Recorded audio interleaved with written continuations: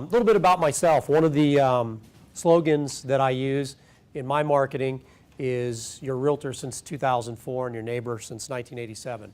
So I've been in Gilbert since 1987. I have 3 boys, 9, 12, and 20. The oldest is in his third year at ASU. Man, time flies. Third year at ASU. The other 2 are in the Gilbert School District. So if you're looking for a connection, a realtor, or if there's anything that I can help you with relative to anything with Gilbert, I'd be more than glad to help you out. You noticed I have a tag on, name tag. I normally wear one that's just for me, but it's the only one I had with me today. It's my Gilbert Chamber tag, and I bring that up only because I'm involved in the Gilbert Chamber. I'm an ambassador for them. So we have people and doctors from other cities that are involved in that because it's a great referral source. It's a great way to get your name out. Anybody that's coming out of school, starting their own practice, I would highly encourage you to get into a chamber. If it happens to be the Gilbert Chamber and you're interested, I can give you more information about that. They have a lot of great programs from networking and so on, etc. So I don't want to get too off on that, but I just wanted to let you go from there. As far as questions and so on, what I would say is try to follow along because I think I answer most of the questions. But you know what? This is interactive.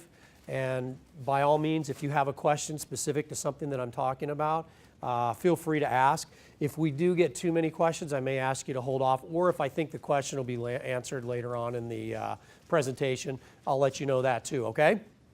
We got that? All right, perfect. Real quickly, I wanted to do something, and I'm going to give them a quick second to, I just want to introduce them, and then they're going to have an opportunity to tell you about yourselves real quick. This doesn't happen without my team, and my team doesn't just constitute realtors that are on my team, but it's my support staff and the people that I work around that make this kind of thing possible, not only for the lunch, but my ability to get out and work for you guys. So I'd like to introduce Jill St. Croix. She's with American Title. You can thank her for the lunch today because she and her company paid for that. Thank you, Jill. We are not only just the lunch ladies today. We are Chris's support. We are the back team support. My escrow officers and my title plan actually do a lot of paperwork for him behind the scenes. So when you're researching a property or he's finding you a property, he knows that property is available for sale. It's got clean title, all of that stuff that he doesn't have to do. So he's searching for the perfect home for you. So we cover that. I'm his marketing person. I do all of his marketing. I help him set up classes. I help him market your home. If you're selling your home, I help him with flyers, with postcards, with open houses. And if you're buying a home, I help him with buyer's guides, and the buyer's guides and the property profile, which give you all the information on the property up front. Any work I can take away from him and take on to us makes him out there better for you because he's searching more properties, he's meeting more people, he's finding buyers for your listing, all of that stuff that makes him the real estate star that he is. So my name is Jill St. Croix. I'm very proud to work with Chris and the Young's team. Thanks, Jill. And then something that I want to talk to you about, and this is, I'm going to let him actually explain this, and we're going to touch on some lending things, is my lender. And one of the big things that, or one of the important things for me as a realtor is to be able to provide you as the home buyer alternatives to financing. And so we'll talk about some of those things, but I'll tell you, here's one individual that has a program that I think I know for a fact is phenomenal. Like I said, I've been in real estate for a while. I deal with a lot of different lenders, and there's a program that I would like him to talk about a little bit and tell you about that I feel could be very beneficial to some or all of you, and his name is Aaron. How you doing, Aaron Anderson? I say Roger, Joe. What the heck is Roger sticking in my head? Anyway, he's with Compass Bank. How you doing? You want me to tell them about the products now, or wait until you're done with your course? I'm going to go ahead, I want to introduce you, and if you want, go ahead and talk about it. Sure. Yeah, go ahead. Okay. Aaron Anderson, Vice President Mortgage Banking at BBVA Compass. A little bit about myself. I've been in the mortgage industry since '96. I started when I was in college as a processor for a small mortgage company in Columbia, Missouri. Graduated from the University of Missouri in '97. And that's right. And been in the lending industry ever since. Started my career at Compass Bank in 1999 as a processor, and then have grown from there all the way up to vice president now. I did do 14 months of hard time at Wells Fargo, so don't hold that against me, but I have been at BBA Compass since '99 other than that. Specifically to what Chris mentioned with regard to our programs, we have a first-time homebuyer program and a professional program that I think fits the needs of this group best, so I'll speak about those. Our first-time homebuyer product is 5% down, no mortgage insurance. I think mortgage insurance is quite expensive. It's becoming more and more expensive due to the debacle we had in our industry in 2007 and 2008. So if you can get into a purchase situation where there's no mortgage insurance required, your monthly expenses are going to be substantially better. So all things being equal, if you can do low down without mortgage insurance, that's a great option for you. The program does require completion of a first-time homebuyer credit course. That's a course that's completed online, and then you just print the certificate, send it in to our processors, and that aspect is complete as far as the counseling course that's required. Another benefit to the program is that there's no payment for the mortgage for the first 3 months. A lot of times, first-time homebuyers will kind of get a little strapped, pulling that down payment together and the closing costs. They get to move in and they don't have a mortgage payment for 3 months, so they can recoup their emergency fund. They can, maybe put up some fixtures that they need, purchase some furniture. And real quick, Aaron, can you touch on what constitutes a first-time home buyer? Because it doesn't necessarily mean that you've never purchased a home. That's a great point. The IRS definition really is anybody that hasn't purchased or owned a home in the previous 3 years. So if there's people in this room that sold their home 3 years ago, now they're back in the market, maybe you moved to the market or had a home for 3 years, you're eligible to receive this program even though you may technically not be a first-time home buyer. That makes the course requirement a little bit redundant. I hear a lot of complaints about when you're online doing the course, it's so 101 in nature that kind of how it applies through if that applies to you. Low down payment options for mortgages, keep in mind that your monthly payment is also going to include the taxes and insurance. So that's an added expense when you're coming in as a first-time home buyer. A lot of potential first-time home buyers don't recognize that there's insurance requirements for the house and there's taxes required on the house, and they can be expensive. So budget for that. It might be anywhere from $500 to $1,500 for insurance, but that's in addition to your 5% down payment and the closing costs on the loan.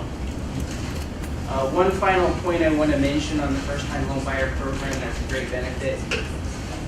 All of the funds for down payment and closing costs can come from gifts. The gift has to come from a family member. It can't be just a friend who wants to be nice to you. It does have to come from a family member, but if you have the income and the means to pay for a mortgage, and sometimes a mortgage is less expensive than rent, and you have a family member that's willing to assist you with the down payment and closing costs, they can actually gift you those funds and you can move into the house. Go ahead with a question. Can that be a cash gift, or do I have to go through a process with you guys like I did when I helped out my brother and pretty much sent up everything except my son? There's a gift letter. There's documentation that the person receiving the gift received it. And then there's documentation that the person giving the gift gave it to us. Because there's a lot of fraud in the industry, unfortunately, that means we have to get a statement from you that shows the transaction history with that gift coming out, and then a statement from the borrower, gift coming in. I mean, out of my account? Right. Okay, same process. Okay. Yeah. So I know it's a little bit more cumbersome. Mortgage in general these days is so much more tedious than it has been in the past. Anybody that got a loan 4 or 5 years ago, the process is completely different. So that's another thing you guys should be prepared for as a first-time home buyer, that the amount of paperwork required nowadays is substantially more than this before in the past. And then one other program I want to mention real fast, I'll turn over to Chris, our professional home program. Professionals at Compass Bank means dentists, attorneys, CPAs, and doctors. Doctors being DOs or MPs. Those individuals can also purchase with 5% down up to a loan amount of $1 million and not have mortgage insurance. So we do a lot of loan volume at Compass Bank with that program. It's a fantastic product. And then finally, not product specific, but I'll leave you with this. Compass Bank, we're a full service lender and a retail bank. We have bank products and mortgage products. Most mortgage companies these days only have access to FHA, Fannie Mae, VA, Freddie Mac. At Compass Bank, we do all of those. We also have these two programs that I mentioned that are part of our portfolio. There's not a lot of portfolio lenders out there. So if you have access to a lender with all of those products and a portfolio, we will help you get into the best program to qualify for. Another lender might be limited to just those four that I mentioned. But that's all I've got. I'll be around if you guys want to ask more questions. I'm happy. Awesome. Thanks, Eric. Appreciate it. Okay, I'm going to try not to stand over here too much, but unfortunately this is in a new series, new order, so I'm going to do my best to walk back and forth, but I have to keep referring to this so I'm on the same page you are. Plus, I don't have a clicker to change it. I have to do it from over here. So what this is about, this is really an informative class for people who haven't purchased. It's understanding credit. It's funny, I always think that, this is a little too elementary, but it's surprising how many people don't know a lot about credit and how it works. So we want to touch on that. If you find that I'm going too fast, let me know. I need to work within our time frame, but we'll keep on track as best we can. Basically, what is credit history? It is a record of your payments, your credit, everything that you do relative to purchases. There are three major companies, and a lot of people don't realize that track your credit and report it to lenders when you go to apply for credit. It's important that you know that because a lot of times people say, well, hey, I want to go and pull my credit, see what my credit score is, and you might pull it. It might be a 780 with one lender and it's a 680 with another lender. I'm going to show you why that can be a problem in a little bit. So you need to make sure that you don't have, and you can actually go to these companies and you could pull your credit, or you could go to down here, if you look, annualcreditreport.com, and you could get a free credit report and it'll show you what's on your credit. I would encourage you to do that, even from the standpoint that, identity theft. There's a lot of times you can prevent that kind of thing, and that's really all identity theft does, is they just monitor your credit and look for odd things that come up. I would encourage all of you to do that yourself. If anybody needs that website later on, we can get that, and we'll just keep moving. We have a question over here, Chris. Yeah, I'm sorry, go ahead. I just wanted to ask a quick question. I've heard that if you pull your own credit reports too much, or if your credit report is being pulled a lot, you do lose points. Is that true or not? It can be, yes. And there's different types of pulls, and we could get into that a little bit more, but basically, and I'll touch on some of that, but yes, inquiries do affect your credit report, especially if they're by creditors. And I won't get into how much and what affects it more or less than another, and that may even be a question more for Aaron when he comes up, but inquiries can affect your credit. But there are certain things that are called soft pulls versus hard pulls, and then mortgage companies pull and they use a different scoring. I mean, it's really a convoluted system. It's kind of like the BCS. Anybody familiar with the BCS? Yeah, good luck figuring that out, right? How does that work? Who's the best team? And yeah, we don't know. So the best thing you could do is keep your credit, just stay on top of your credit. Just look for odd things. That's really the best thing I could tell you relative to your credit. Credit scores, these, you hear about A credit and B credit. There's C and D. These aren't necessarily how they're ranked with the lenders, but here's what I'll tell you. Be very cognizant of your credit score because it costs you money to not be on top of your credit. So for example, if you go to Aaron and you have a 720 to 850, you're probably going to get his best rate. Okay, now every program's different, every lender's different, so this is not an exact guide, but this will give you an idea. Now you drop down to say a B credit, and what happens is you may fall into what's called their second tier of pricing. So your interest rate may be a little bit higher. Your required down payment could be a little bit higher. When you get down into the 620 to 679, a lot of lenders won't even work with you below, say, a 680, some are 660, kind of below that. It depends. And if you do get somebody to work with you with that kind of a credit score, you're going to find that you're going to be paying considerably more in down payment and in interest rate. Okay? So just to kind of give you a little bit of an idea about that, how all that works. What determines credit scores? This is kind of interesting. A lot of people don't know, but 35% of it is just based on your payment history. Another 30% is on the amount owed. And then the 15% on the length of your credit history, 10% on new credit, and 10% on types of credit. Okay? So it's a mix. It's kind of a mixed bag. And we'll talk a little bit about managing that. But again, I want to keep moving. Does anybody have any questions on that? It's pretty straightforward. Okay. This one, we talk about payment history and what is payment history and what they look at. And I'll read this because it's kind of lengthy. But basically, they're looking at account payment information by specific types accounts. So all of the different types of accounts that you have different weights, and they all affect what you're doing. So when you're developing new credit, and we'll talk about this, there are certain things that you want to do and you want to have. Some people like to pay everything off and they don't have any credit, no revolving accounts, excuse me, no installment loans, that type of thing. And we're going to talk to you about that and how to improve your credit if you are struggling or have had some adverse actions on your credit.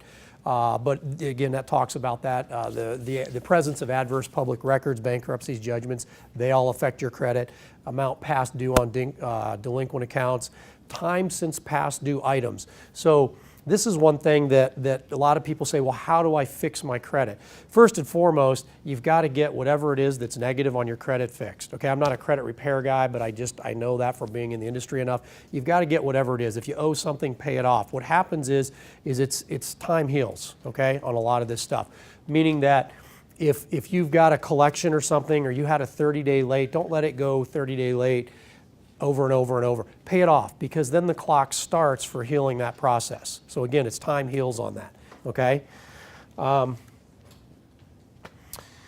Amounts owed, this is kind of redundant, I guess, but basically here's a big one that a lot of people don't know. And if you look, they're going to look at a few things. The number of accounts you have with balances will affect your credit score, good and bad, and also the proportion of credit lines, say that 3 times fast, of credit lines used relative to the actual credit limit. Okay, so I'll show you, there's another slide coming up and it'll give you some statistics, but basically there's a few things you don't want to do, and I'm going to jump ahead, so let me move on because it's going to cover it here in a minute. Well, going back because I don't remember which slide it goes to, and I want to keep... You want to make sure that you keep, for the best credit rating possible from a credit card, you want to make sure that your credit card and your credit limits stay below 30% of the actual balance. So if you have a $1,000 credit limit, you want to stay below $300 on that particular account. Anything you go above that, it can adversely start to affect your credit rating. A lot of times I'll get people that'll come in, and I know Aaron can speak to this a lot more than me, but they're like, man, I've got great credit. Chris, what's going on? I pay all my credit cards on time, but you find out that all their credit cards are maxed out. So from a credit company, that's concerning because they know something's going on. Okay, so they're going to look at that. So they're going to look at the amount of credit you have, and they're also going to look at the amount of credit lines you have that you aren't even using. Okay, so it's important to make sure that you manage all of that. And I'm going to talk to you a little bit about getting rid of some credit cards and how you might want to do that and what not to get rid of also.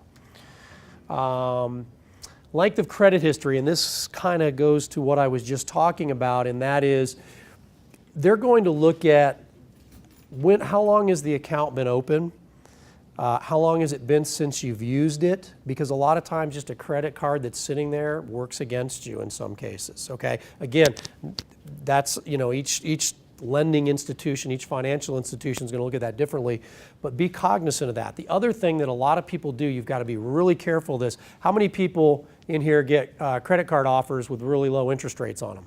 Anybody get offers for those? Okay. Do you ever consider throwing away? I know Tanya, she's probably like, kidding, I gotta call you out at some point. Come on. Does anybody ever consider throwing away an older credit card or tearing up an older credit card with a higher interest rate for that newer credit card? Has anybody ever thought of doing that? Okay. You don't want to necessarily do that. You have to be very careful about doing that because the accounts that carry the most weight in your scoring of your credit are the older ones. Good and bad, it's the older ones. So you want to be careful not to get rid of all your older credit cards and just take the new ones because of the lower balances, because that is going to affect your score adversely. Can affect your score adversely. Most likely it will, but I don't like to always say it will. I think I'm going to hit some of these. Here's something that's huge, and this goes both ways. A lot of people don't know this. One 30-day late payment can drop your score 50 to 100 points like that. So if you're on the cusp and you've got one late payment, people are like, it's just one late payment.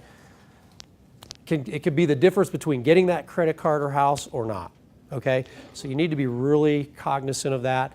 The only way to cure that kind of thing, if it's legit and it isn't something that shouldn't be on there, is time. So, again, Aaron can speak to some of the things that you could do and how far out it has to be before you can, borrow again, or if that type of thing hurts you in a home purchase. Again, that they can speak to that a little bit more. This I already pretty much covered, but I'm going to go over it again real quick because there's a couple other things that I didn't talk about. Again, keep your credit card balances below 30% if you can. Don't close your oldest accounts. A lot of people say, well, what's ideal?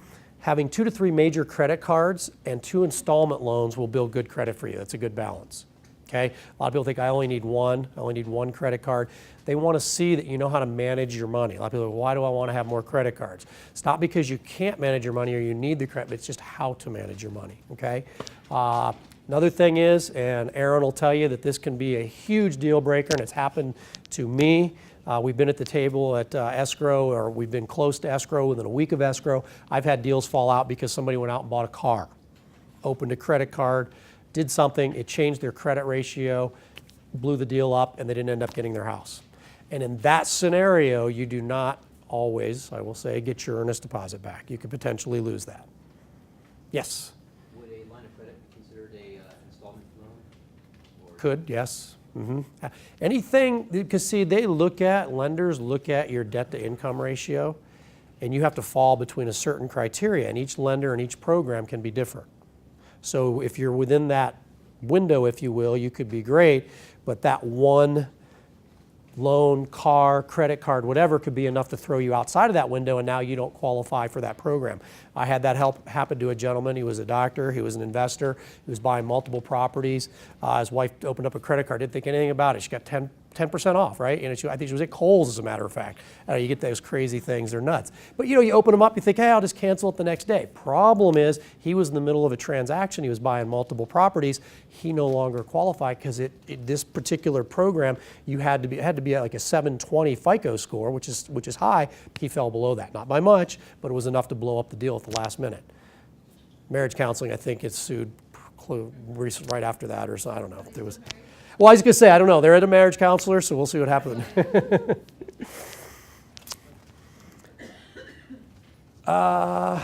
Okay, we talked a little bit about this anyway. This is just ways to make sure or how to rebuild your credit. Follow the credit. Like I said, look it up. Once a year at least, maybe even every 6 months. Just see what's on there. Make sure that nobody's reporting inaccurately. I went on one time, and I had somebody report something inaccurately. They missed a payment on something, and it affects your credit. All of a sudden, one day your credit stinks, and you're like, what happened? And it gets misreported. As an account, you close one account, open another, and sometimes things overlap, and it looks bad. So make sure you stay on top of that. You always want to add positive info to your file. If you ever have something negative that happens, a lot of times people are like, forget it. I'm just going to let it go. Don't do that. Big mistake, because the clock doesn't start ticking until you take care of that, and then you always want to start building again right away. So we covered a lot of that.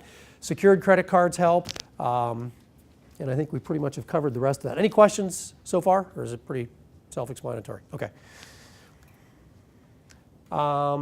Okay, the market's changed a lot. So as we get into the purchase side of things, there's a few things that are musts. And one, as you can see, is getting pre-qualified. And the reason being is, as a realtor, I'm not even going to submit your offer without a pre-qualification. There used to be a time when we would do that, and some realtors still will. But the problem is if I submit an offer and we don't even know if you could qualify for that house, we potentially have wasted each other's time. And I don't want to do that to you, because you're going to get frustrated and you're going to think that we're looking, it potentially is my fault that we're looking at something that you can't qualify for. The other thing is it doesn't just have to do with that. As a listing agent, which I am, I will not look at offers because of the amount of offers that I have coming across my desk that doesn't have a pre-qualification. I'll give you an idea. I listed a house, a ton of houses, but anyway, the one that I listed last, within 2 hours I had 8 offers. Half of those offers were over list price. So houses are moving quick. The market is moving quick. You're competing with people that are paying cash. There's a lot of investors in the market, okay?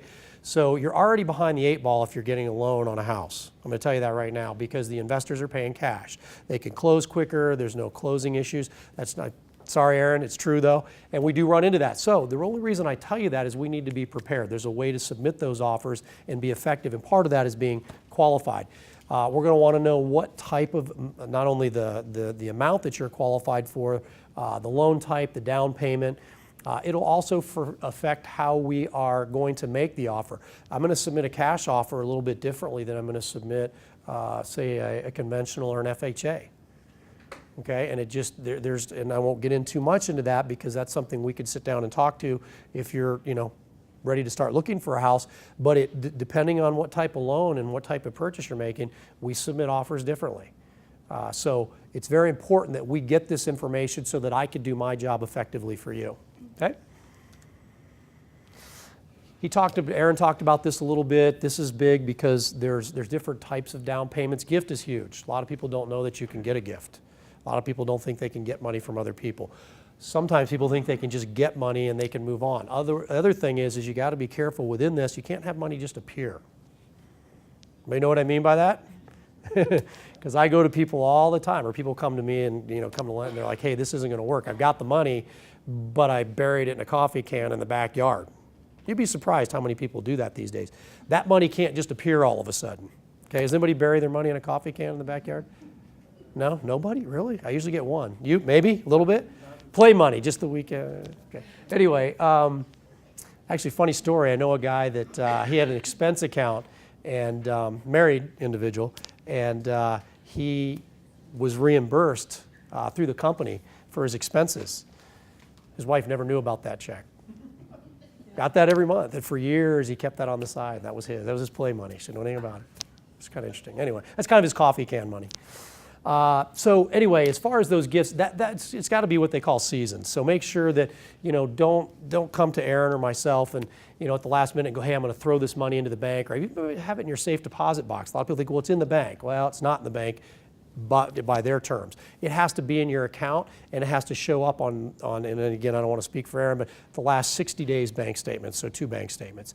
So if you're getting ready to buy a house, start thinking in those terms. Talk to your lender, find out what it is that you have to do. Talk to me. I can help you out with a lot of that.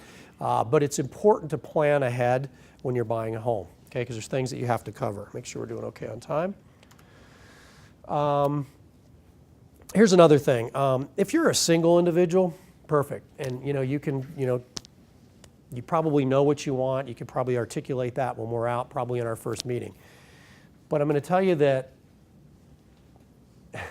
I'm divorced now, but I was married. And when I was married, this was always something that came up. And this can be, and you'd be surprised how many deals this breaks for somebody. And I've seen a lot of times where people come out and they think they found the right home, but they found out their spouse wants something completely different. There's a big difference between your must-haves and your wants, okay? And you really need to identify those. It's very difficult to get all of your must-haves in a home when you go out. I'm not saying it can't happen, but there's usually a give and take and a compromise. So you really need to sit down and figure out what it is that you want. First of all, you need to identify where you want to live, roughly the size of the home, because there's thousands of homes. Even though they talk about the inventory being low, there's still 20,000 homes out there. We're not going to look at 20,000 homes. We need to narrow that down. We need to know, how many stories, how many garages, do you want a basement? What size yard do you want? Do you want a pool? They have dogs, amenities, shopping, school district. What do I want? What are my must-haves versus my wants? That's one of the first things I get from my clients before I go out with them, because it gives me direction. Otherwise, what happens is, believe it or not, you get frustrated and take that out on me and think it's my fault that I don't know what you want. So it's important that you know what you want, because if you don't know, I don't know, okay?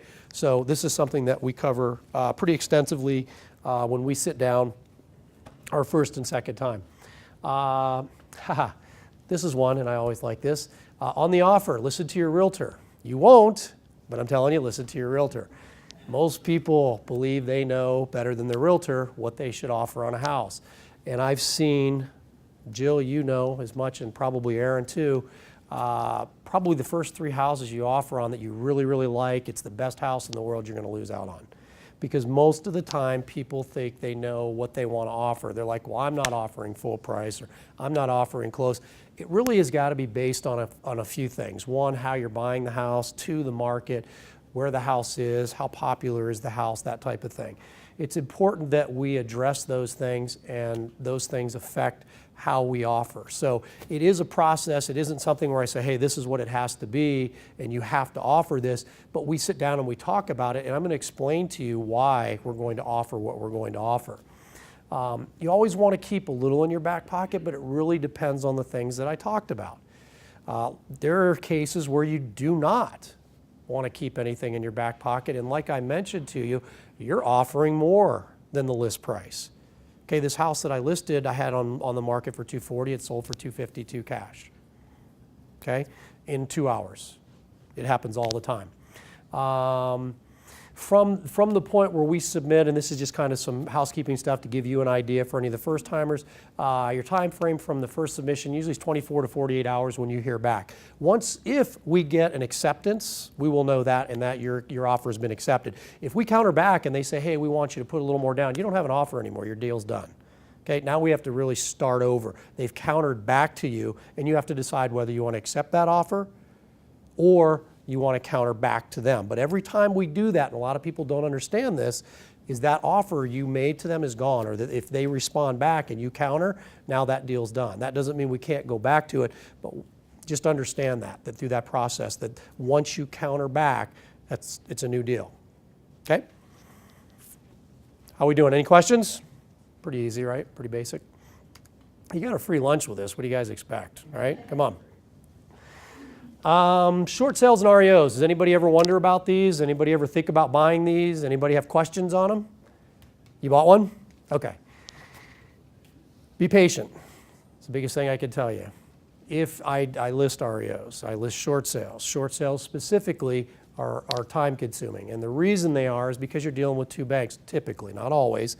But most of the people that are upside down in this market have taken out a second on their home to buy a car, to buy a motor home, or whatever it is that they purchased, and they don't have that money to pay back now. And they don't have the assets to sell to pay it back. So that's never coming back. So that second is typically taken a shot. Now, it could take anywhere from 60 to 180 days. If there's one bank, it's probably going to be more of the 60 days to get that response. It could be less, but that's an average. And it could be up to 180 days. I've seen homes take, now this has kind of changed, and it varies and it goes up and down. I've seen it take 2 years. Okay, so it could take a while. Try not to get attached. Here's the thing that I'll tell you. Short sales can be frustrating. A lot of times people start to sit around, and after 60 days, 90 days, they start to go, you know what, maybe I ought to, there's deals are going, housing prices are going up right now. I would highly suggest that we start looking at making multiple offers. There's more than one house that can meet most people's needs. So what I suggest is, let's keep looking. We could put in another offer. I know that a lot of people say, well, geez, do I want to do that? I wouldn't do that on a traditional home, but on a short sale, I would, because you don't even know that that short sale is going to get approved. You can wait 180 days, and we don't even get to the number you want. Now you're starting from ground zero. So I would highly suggest that we put out multiple offers. The other thing is these homes, REOs, by the way, the difference between, does anybody know the difference between a short sale and an REO? No. Okay, perfect. I'm going to talk about that. So I could read your mind. It's telepathy. Me and Tanya, we're linked right now. It's all good. Short sale is still owned by the consumer. So if I have a home, I'm living in the home, I still have the home I'm making or not making my payments, it's a short sale because I'm going to go to my bank and I'm going to say, hey, look, I owe $300. It's only worth $200. I just got an offer for $200. I'm going to submit that offer. It's called a short sale. I'm shorting the bank. Okay, it doesn't matter if it's the first or the second. I've sold them where the first gets the full amount, but you're shorting the second. Still a short sale. Okay? REO is something where somebody was foreclosed on, more than likely, or walked from the home, and the bank's taken it back. So now the bank actually owns that. Sometimes those go a little quicker. What I will tell you about all of these, especially REOs or bank-owned properties, is typically, I mean, first of all, they're both as is. Okay, nobody's going to put money into a house that they're already taking. First of all, the bank, if it's an REO, bank-owned, they're not going to put money into it, nor is the person that's leaving because they're not making money on the house. Remember, they're losing it as it is, and it's going to hit their credit. But multiple, when I say multiple, as is, I've seen things like air conditioners gone, appliances gone. There's things to protect us in that. You always do an inspection, that sort of thing. That still falls in play. We'll make sure that you know what's going on with your offer, and that'll protect you. People ask about, well, what about putting cement down the toilet? I've heard about that. I'm like, well, I've not personally run across it, but I have heard of it. Again, that would be something that would be caught by the inspector. Okay? So, but keep in mind, they are as is. There's no countering back with, hey, will you fix this or that? Banks will not, nor will the person selling a short sale. Okay? Any questions around those? On multiple offers, what's the out if you get two that hit for you? I mean, If you do what? If you get two that get accepted? Yeah. Well, if you're only looking to buy one, then we got to get rid of one. So it's just up to you which one you want, and there's a way to get out of. You know, they always say, oh, you can't get out. If you, for some reason, the house doesn't work, there are ways to get out of it. I mean, it really just depends on how we set it up. We may even write something, do an addendum that talks about how we would get out of that. So there's different things that we could do, and we could sit down and talk about those. Okay? Any other questions? Nope. Okay. Okay, basically once, this is pretty basic, once the offer's accepted, we open escrow, we deposit the earnest deposit. You have your inspection, which I talked about, which you have 10 days. And that's your window of opportunity. You talked about getting out. That's the first thing we're going to do. This gets accepted. We can even do an inspection. I mean, you wouldn't want to do it on both, but I mean, if you're kind of like iffy and you want to see if there's, you know, which one's got the least amount of issues, you may want to do them on both if you get accepted. It's hard to say. But if anything within that 10 days, I don't care if you just don't like the house, we can get out of that and get your earnest deposit back. Okay. Once we have accepted the house and gotten past the 10 days, the money goes what they call hard, which means that it's locked in. There's still ways to get out, and we'll protect against that as we're going into a contract. But typically speaking, that's when the money goes hard, and your earnest deposit then would be on the line. Basically, now they're saying, okay, we're moving forward. We're going to keep this if you back out of this deal at this point. Okay, that's where Aaron takes over. Okay, here's what I'll tell you. I've seen people talk about close of escrow not being met, which is the day you go to sign your paperwork and take possession of the house, essentially. It usually happens at the front end. The reason you don't meet that date and people talk about them falling, it's because, and nobody wants to hear this, but the borrower typically takes a long time to get the information over to the lender. Then the lenders put out and they think, well, it's only a week, or I've already submitted, I filled out the application. There's typically things that they need. So just make sure when they ask you for things that you get it back as quickly as possible. Quickly as possible isn't 2 or 3 days. That's 2 or 3 days that eats into the time he needs to close this on time. Okay, so it's just important that we get those things back, and this is huge in getting closed on time. Sign loan documents and close of escrow, that's going to usually happen 2 to 3 days before that close of escrow, and then things will be, the loan will be funded and then recorded, and then you'll be able to take possession and get the keys of the house. Okay, any questions? Oh, you're a quiet group. Normally I'm getting heckled by now. I got all kinds of bad stuff going on. Nobody's fallen asleep, that's good. Investor programs, can't get into too much investor stuff because, I mean, I could talk to you about as a realtor what I could do. I have to be careful because I can't talk to you about returns on investment and that sort of thing. I'm not licensed for that, but here's what I can tell you. And I've done quite a few of these, and I work with quite a few investors. You can actually, to leverage yourself and make more money, and we talk about wealth, and a lot of people, there's 2 different types of real estate investing that I see. One is flips. Anybody know what those are? Yep, what's a flip?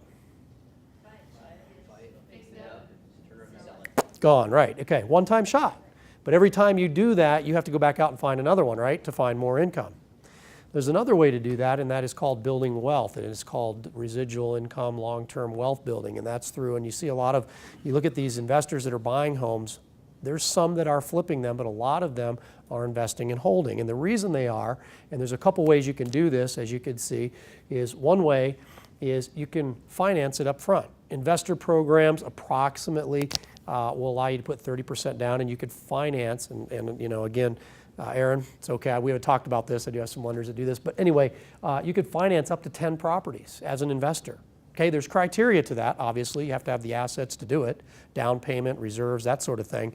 But the point is you can leverage that, and if you look at how wealth is built, more times than not, they didn't do it with what they have in their pocket, they leverage themselves.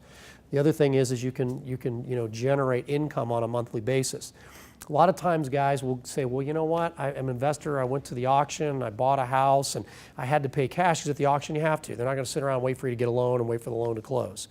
So we've got a program available, and this is actually pretty interesting, because the way this works, and you have to do it within a certain time frame from the time the loan's closed, but you can actually go out and do it's called investor cash out refinance. And the way it works is you can go in and pull out on the first 5 homes up to 75% of the current appraised value. Now that's key that you understand what that means.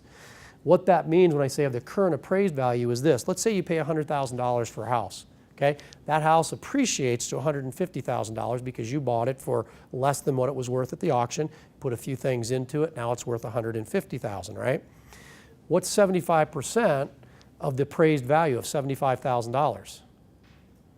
$100,000, right? Okay, so what'd you pay for the house? We paid $100,000 at the auction, right? So we pay $100,000 for the house at the auction, it appraises at $150,000. I can actually pull out the full amount. So basically, you're not out of pocket anything. There's some closing costs and some other fees associated potentially, but that is a great program when investors say, well, I've got limited cash, that sort of thing. Great tool for you to use to be able to invest with. The other one, and again, this is where I can do a little bit, but I can't, none of these are guaranteed. These are just hypothetical scenarios. But to give you an idea, if you're 401k or you have a trust and it's not pulling the kind of money that you're interested in, here's a great opportunity for you could potentially use some of that money for a down payment, or you pull it out and you pay cash for a house. And if you look at, here's some hypothetical numbers, if you take the average $150,000 house, you're probably going to rent that for about $1,300. Times 12 is $15,600, and that gives you a potential gross investment of about 10%. Again, if you were to buy, if you had a significant enough trust or 401k, and you could buy 2, 3, 4 of those, think about the residual income that you would have over time. And I believe that those types of investments, again, I'm not an investment advisor, but I've been in real estate. I was in corporate America for 15 years. I know how 401ks are. They're up, down, up, down. The stock market's up and down. Real estate's up and down, but the rental market stays relatively solid. So again, I'm not a financial advisor. I'm just giving you some ideas on how you might be able to purchase a house. So again, this particular program, you could purchase up to 10 properties financed. This particular program, you could get 75% of it on the first 5. After that, it'd be 70%, but again, up to 10 properties. This one is going to be based on the amounts in your account. Okay? Again, it's general. Can't speak too much to any financial claims because I'm not licensed to do that. Any questions on any of this? Okay. And boom, that's it. Nobody got any bruises. Nobody came out scathed in any way, right? Yes? Could you tell us a little bit about the implication if there's a homeowners association involved in, because most of them have their own individual rules, and that you or someone needs to pass along to potential buyers with the homeowners association? Relative to a short sale? Relative to almost anything. My home, is within a homeowner association, and as an example, we don't allow membership unless past dues are paid. If they have, if the past owners or anything to the association, basically we try to not let the sale go on. Right, and he's right. So keep this in mind. A lot of times people will, here's a big snag for short sales, okay? If you're planning to short sell your home, and some people will keep making their payments, okay? I will tell you. Some people will not. I'm not judging, not saying either way is right or wrong. One thing I will tell you is if you stop paying your HOA, that's not going to be short sold. Okay, that is not part of the bank's obligation, and they will not pay that for you.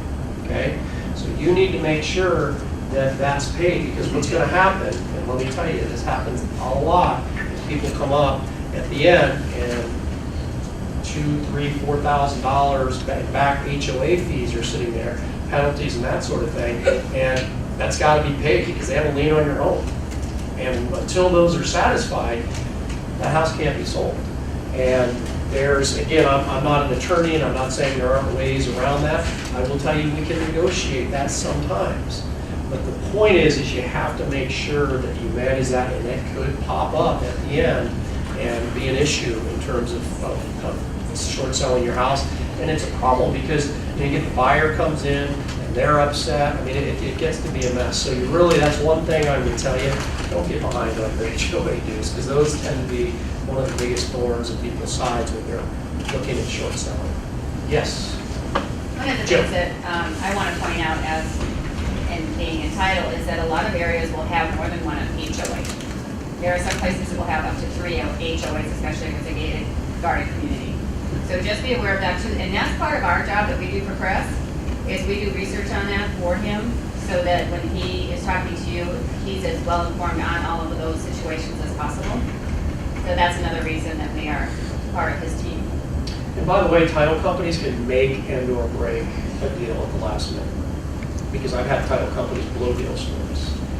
And that's why I work with Jill and I work with Aaron, because they get done what they say they'll get done and they know what they're doing. You know, I've had situations where they don't do title searches the way they should at the last minute. They're like, wow, I only did a title search and this popped up. Really, where was that 30 days ago when I gave you this? And this is 3 days before close of escrow. So it's really important that, you know, when we recommend people, it's obviously it's your choice who you go with, whether it's a lender or a title company.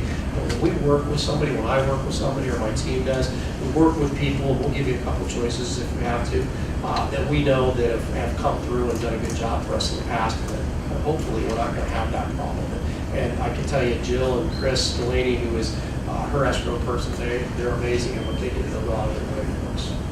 So, questions, yes? You mentioned how hot the real estate market is now and the escalating values in the kind of low to medium range homes. But in the $700,000 to over $1 million, that I've heard has characteristically lagged behind the lower end of the market. What's your prediction for that? I don't have a crystal ball, but what I will tell you is this: you're correct. And what's happened, and the market's very different now than it used to be too, because there's different factors driving the market: short sales, REOs, the lack of inventory, investors, that sort of thing. But here's what I'll tell you: it seems like the investors have started out in the roughly $100,000 properties some years back, and they've worked through that. And as they've worked through that, they've incrementally gone up in the investor segment and started buying homes at, you know, from 100 to 150 to 200. Now, some investors have a cap and they won't buy beyond that because it doesn't make sense to rent. Whether they're renting or flipping is very different. To answer your question, we're starting to see a lot more movement in that 300 to 500 range right now, and we're seeing a little bit of movement above that. And they're starting to see some movement in the what they call the luxury, which is going to be the $1 million and up. They do move. I mean, traditionally, luxury homes don't sell as fast. I mean, they just don't. I mean, that doesn't matter if it's a good market, bad market. They don't, because there's not as many buyers out there for those homes. And the higher you go, that holds true. Whether it's going from 150 to 500, there's not as many buyers. I've seen as much as 30% increase in values in areas. I advertise that. There's areas that are going crazy right now, and they're in that to say, or 250 even to 500. We're starting to see some of that 10 to 15, 20% increase. So basically, what I would say is this: if you've got a home and you have considered short selling, take a look at that. But we just met with the commissioner of real estate yesterday. Was it NAR, National Association of Realtors? Anyway, met with the commissioner, and they're seeing the same thing nationally and or locally more so. And what they're saying is, hold on, if you're in a home and you were upside down a year ago and you're thinking things may have changed, have somebody come in and run comps again for you. You may be in a better position than you think. Thanks for coming.